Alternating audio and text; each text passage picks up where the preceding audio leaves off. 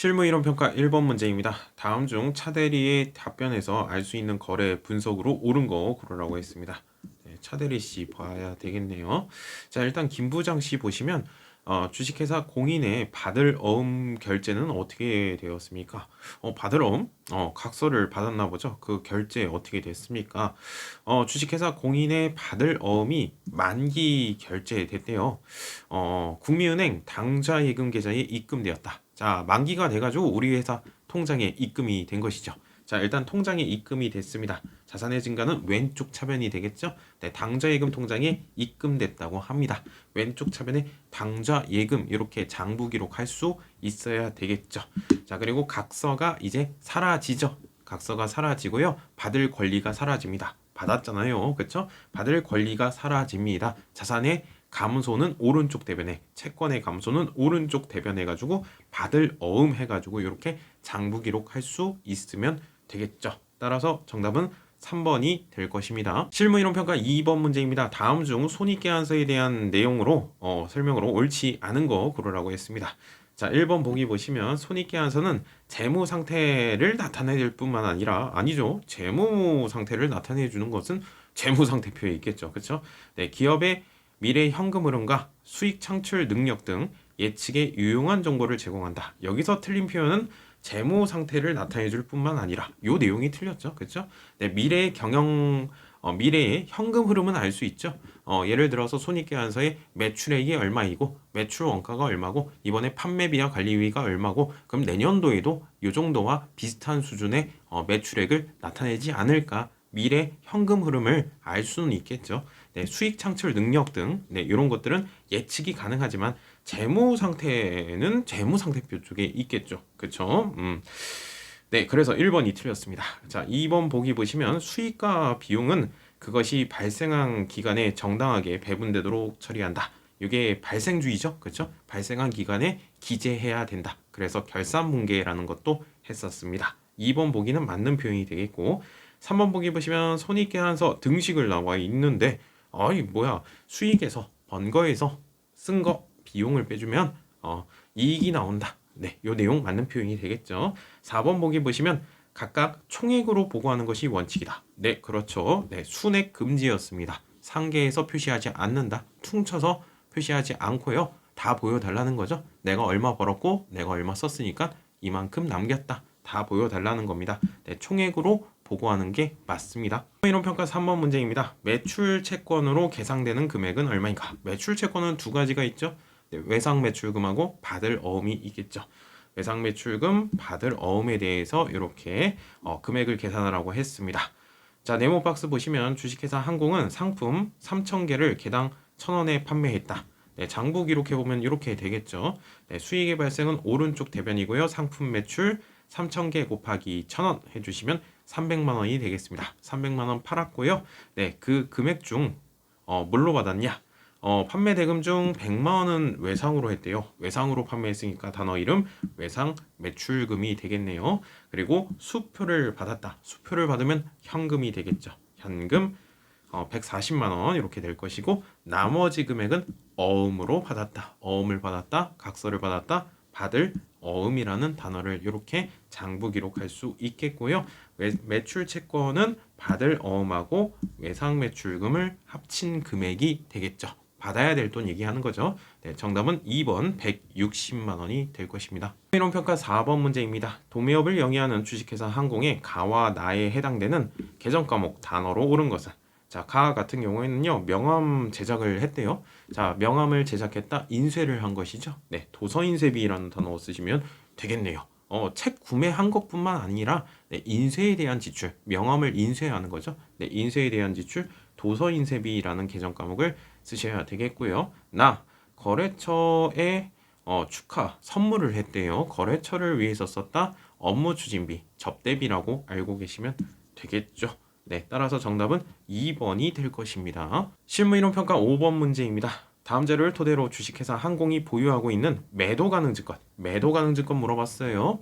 매도 가능 증권의 취득 원가를 계산하면 얼마인가? 자, 구입하는 과정에서 어쩔 수 없이 들어가는 지출, 부대 비용 싹 다 더해주죠. 단기 매매 증권만 예외적으로 비용 처리합니다. 이거는 매도 가능 증권이니까 부대 비용 있으면 더해 주셔야 되겠습니다. 가 보시면 상장되어 있는 주식회사 공인의 주식을 취득했네요. 주식을 취득하였다. 그리고 액면가액 쓰시면 안 되죠. 그렇죠? 지금의 시가 공정가액이 8,000원이고요. 8,000원 곱하기 700주. 네, 주식을 700주만큼 샀습니다. 네, 요거 곱해 주시면 취득한 가액이 나오겠고요. 그리고 구입하는 과정에서 수수료가 들어갔다고 합니다. 어쩔 수 없이 들어가는 지출이기 때문에 부대 비용으로서 더해 주셔야 되겠습니다. 자, 만약에 단기 매매 증권이었으면 더해 주시면 안 돼요. 비용 처리를 하기 때문에. 근데 이거는 매도 가능 증권이기 때문에 더해 주셔야 됩니다. 원래 원칙대로. 따라서 단기 매매 증권 취득할 때만 좀 특이한 것이에요. 그렇죠? 네, 수수료 비용이라는 단어를 쓰게 되겠고요. 프로그램 입력할 때도 900번대 코드를 쓰겠죠. 네, 굉장히 특이한 내용입니다. 네, 따라서 요거 매도 가능 증권의 취득 원가를 물어봤기 때문에 네, 정답은 4번이 될 것입니다. 실무 이론 평가 6번 문제입니다. 다음은 주식회사 항공의 기계 장치와 관련된 자료입니다. 2024년도 6월 30일 날 기록될 유형자산 처분 손익은 얼마인가? 유형자산을 팔았나 봐요. 기계 장치를 팔았는데 그 처분 손익이 얼마가 될 것인가? 22년도 1월 1일 날 500만 원에 취득했다고 합니다. 500만 원짜리 기계를 샀고요. 그리고 23년도 12월 31일까지 22년도 1월 1일 날 취득했고요. 22년도에 사용을 했어요. 그리고 23년도도 사용을 했어요. 네, 감가상각 누계액은 200만 원이다. 이제까지 가치 감소분, 감가상각된 전체 합계액은 200만 원이 되겠다. 따라서 500만 원에서 200만 원을 빼주시면 되겠죠. 500만 원에서 200만 원을 빼주시면 5, 4, 3, 300만 원이 되겠네요. 그러니까 23년도 12월 31일 기준으로 지금의 기계장치의 장부가액은 300만 원이 될 것이죠. 그리고 24년도에 또 사용을 했는데 24년도 6월 30일 날 팔았다고 합니다. 그러면 24년도 6개월치에 대해서 사용한 부분에 대해서 일단은 계산을 해 주셔야 될 것 같아요. 자, 정액법인가요? 네, 정액법입니다. 자, 정액법 어떻게 계산하죠? 네, 취득원가에서 잔존가치를 빼주셔야죠. 그렇죠? 잔존가치가 없다고 합니다. 취득원가에서 잔존가치 0 빼주시면 그냥 500만 원이죠. 500만 원에 대해서 요거를 내용 연수가 5년이니까 5로 나눠주시면 되겠네요. 그쵸? 네, 5분의 1 이렇게 해주셔도 되겠지만 그냥 5로 나눠주셔도 되겠죠. 그러면 1년치 가치 감소분이 나올 것이고 24년도 1월부터 6월 달까지만 사용했으니까 더 12분의 6 계산해 주시면 50만 원이 되겠네요. 정리를 해보자면 이제까지 가치 감소분의 합계액은 200만 원이었는데 24년도 6개월치 사용한 거 50만 원 더해 주시면 되겠죠. 그러니까 가치 감소분 합계액은 전체적으로 250만 원이 될 것이죠. 그렇죠? 250만 원 빼주시면 되겠네. 그러니까 500만 원에서 250만 원 이렇게 빼주시면 되겠죠. 그렇죠? 5, 4, 3 300만 원이었는데 50만 원 더 빼주시니까 250만 원이죠. 250만 원짜리 지금의 기계를 얼마에 판 거예요? 270만 원에 판 겁니다. 이익이죠. 그렇죠? 유형자산 처분이 20만 원이 될 것입니다. 정답은 3번이고요. 네, 장부 기록을 하게 되면 이렇게 되겠죠. 장부 기록까지는 뭐 아시면 참 좋죠. 네, 아시면 참 좋은데 충분히 말로 설명할 수 있어야 되겠어요. 네, 기계장치 취득 원가 없애주고요. 감가상각 누계액은 200만 원이 아니죠. 50만 원. 50만 원 6개월치 더 사용했잖아요. 250만 원 해가지고 감가상각 누계액도 없애주셔야 되겠죠. 그렇죠? 네, 그리고 현금을 얼마 받았어요? 270만 원 받았습니다.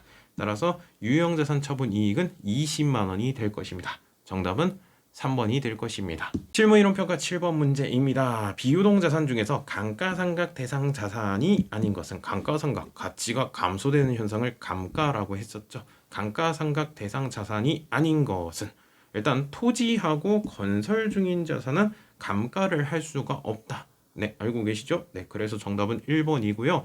토지는 1000년이 지나도 만년이 지나도 그대로 있습니다. 건물은 언젠가 무너지죠. 그렇죠? 네. 감가를 할 수가 없습니다. 토지는. 그리고 건설 중인 자산도 마찬가지죠. 건물을 짓고 있는 과정인데 어떻게 사용을 합니까? 건물을 다 지은 다음에 사용을 할 겁니다. 그렇죠? 토지하고 건설 중인 자산은 감가상각 대상 자산이 아니다.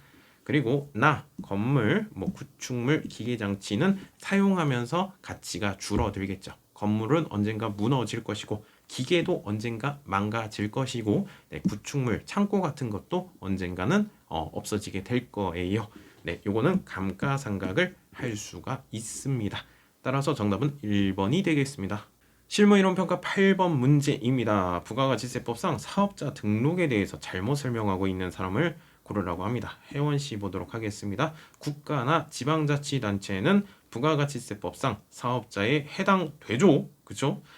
국가나 지방자치단체에도 부가가치세 납부할 의무가 있습니다. 왜? 간접적으로 내는 세금입니다. 거래징수에서 내는 세금이기 때문에 국가나 지방자치단체도 납세 의무가 있습니다. 분명히 있습니다. 있기 때문에 틀렸습니다. 1번이 정답이 되겠습니다. 지수씨 보도록 할게요. 일시적 우발적으로 공급을 했대요. 그러면 사업자 등록 의무가 없어. 맞는 표현입니다. 여러분들 사업이라는 것은 계속적 반복적으로 하는 것이에요. 그렇죠? 제가 만약에 개인적으로 당근마켓에다가 한번 팔았다. 그래가지고 사업자가 될 수가 없습니다. 사업자가 부가가치세를 납부하는데 사업자가 아니죠. 그렇죠? 일시적 우발적으로 제공하는 것은 사업자가 아니고요. 부가가치세 납세 의무가 없습니다. 맞는 표현이 되겠습니다. 자, 주연씨 보도록 하죠. 사업자의 사망으로 인해서 상속이 개시된 경우, 사망으로 인해서 상속이 개시되었다. 이런 경우에는 폐업으로 보지 않고 정정사유로 보는 것이다. 상속에 의해서 할 때, 그리고 증여에 의해서 할 때, 요거 물어보는 것 같습니다. 증여는 폐업 사유에 해당이 되겠죠. 그렇죠? 상속은 그리고 정정사유로 보게 되겠습니다. 그렇죠? 맞는 표현이 되겠습니다. 자, 민정씨 보도록 하죠. 관할 세무서장은 사업자가 사업자 등록을 신청하지 않은 경우에는 직권으로 등록할 수 있죠. 그쵸. 맞는 표현이죠. 사업자 등록을 신청하지 않는데요. 분명히 사업자인데. 그러면 부가가치세 부담시키기 위해서 너 사업자 해 직권으로 등록할 수가 있겠죠. 맞는 표현이 되겠습니다. 따라서 틀린 표현은 정답은 1번이 될 것입니다. 실무이론평가 9번 문제입니다. 부가가치세법상 재화 또는 용역의 공급 시기로 오른 것은, 사실 공급 시기는 전산회계에 훨씬 더 많이 나오죠. 분명히 AT도 나오긴 합니다. 자, 현금 판매 이렇게 나와 있는데 원래 원칙이 뭐죠? 인도되거나 이용 가능하게 되는 때. 그렇죠? 그리고 예외적인 것들 여러분들 외우셨죠? 현금 판매는 외운 기억이 없을 겁니다. 인도되거나 이용 가능하게 되는데 원래 원칙대로 가고요. 두 번째도 외운 기억이 없으니까 인도되는 때가 맞는 표현이 되겠고 3번이 올바른 표현이 되겠죠. 장기 할부 판매 완성도 기준 지급 중간 지급 조건부는 대가의 각 부분을 받기로 한 때가 되겠습니다. 4번은 각 부분을 받기로 한 때입니다. 정답은 3번이 되겠습니다. 실무이론평가 10번 문제입니다. 다음은 도매업을 영위하는 주식회사 항공의 이번 연도 1기 확정신고 기간에 대한 자료입니다. 과세표준에 대해서 계산하라고 했습니다. 부가가치세가 포함되지 않는 금액이며 세금계산서는 적법하게 발급하였다. 자, 일단은 판매한 금액이죠. 과세표준, 세금을 계산하는데 시작하는 부분입니다. 매출액을 얘기하죠. 외상 판매액 매출액이죠. 매출액 과세표준 맞습니다. 자, 그리고 나와 보시면 10개월간 할부 판매를 했대요. 단기 할부 판매네요. 단기 할부 판매가 되겠고 530만 원 더해 주셔야 되는데 여기 이자 상당액이 포함되어 있대요. 연체 이자 아니죠? 포함해야 될 항목이 되겠죠. 그렇죠? 530만 원 더해 주셔야 되겠네. 판매한 금액이죠. 둘 다 매출액이고요. 그렇죠? 요거 가지고 빼주시면 안 되죠. 그렇죠? 연체이자 아니에요. 더해 주셔야 되겠습니다. 따라서 정답은 2번이 될 것입니다. 자, 그리고 견본품에 대해서는 재화의 공급이 아니죠. 재화의 공급이 아닙니다. 견본품. 그렇죠? 과세 대상이 되지 않죠. 과세 대상이 아니고요. 그리고 토지 같은 경우는 면세 대상입니다. 그렇죠? 세금이 붙지 않죠. 세금 계산하면 안 되겠죠. 따라서 정답은 2번이 될 것입니다.